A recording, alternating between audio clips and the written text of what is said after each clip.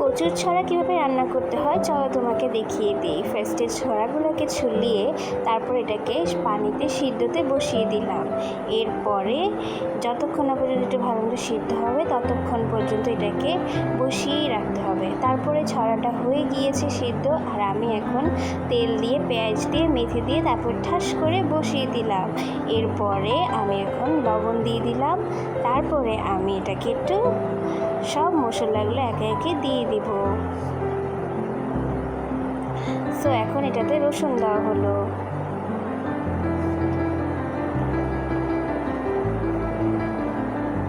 এরপর এখানে হলুদ দিয়ে দিল।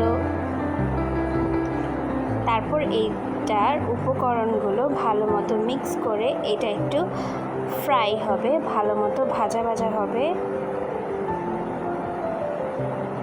এখন এটা পরিপূর্ণভাবে ঢেকে দিলাম। একটুখানি হওয়ার পরে আমরা এখন দেখতে পাচ্ছি এটা আরেকটু ভাজা ভাজা হয়ে গিয়েছে। দ্যাটস ওয়াই আমরা আবার একটু লাড়া দিয়ে দিলাম। এরপর এখানে আমরা কাঁচামরিচটা দিয়ে দিব। কাঁচামরিচ দেওয়ার পরে আবারও ভালো মতো লাড়িয়ে নিচ্ছি। এরপর এখানে লাল মরিচের গুঁড়ো অ্যাড করে দিলাম, ধনিয়ার গুঁড়ো অ্যাড করে দিলাম, আর ভেজে রাখা মাছগুলো দিয়ে দিলাম। তারপর এখানে পানি দিয়ে দিলাম ভালো মতো সিদ্ধ হওয়ার জন্য সব কিছু। সো একদম বেশি বেশি করে এখন পানিটা দিয়ে দিব।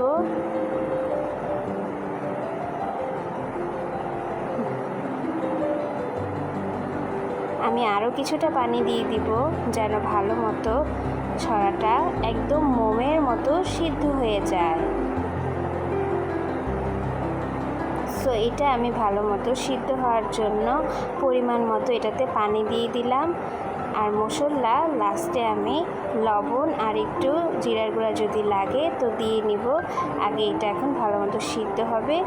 সো প্রপার পানি দিয়ে এখন পাগ উঠবে, তারপর আস্তে আস্তে কমে যাবে। ছড়াটা বেশি পানি দিয়েছি, টেনে এখন সুন্দরভাবে হয়ে যাবে। এই পর্যায়ে দেখা যাচ্ছে সুন্দর মতো পাগ উঠে গিয়েছে আর পানিটাও কিছুটা কমে এসেছে। সো আমি এরই মধ্যে একটু মশলা অ্যাড করে দিয়েছি পরিমাণ মতো যা যা লাগে। সো ফাইনাল আউটকাম হয়ে গিয়েছে। বাই।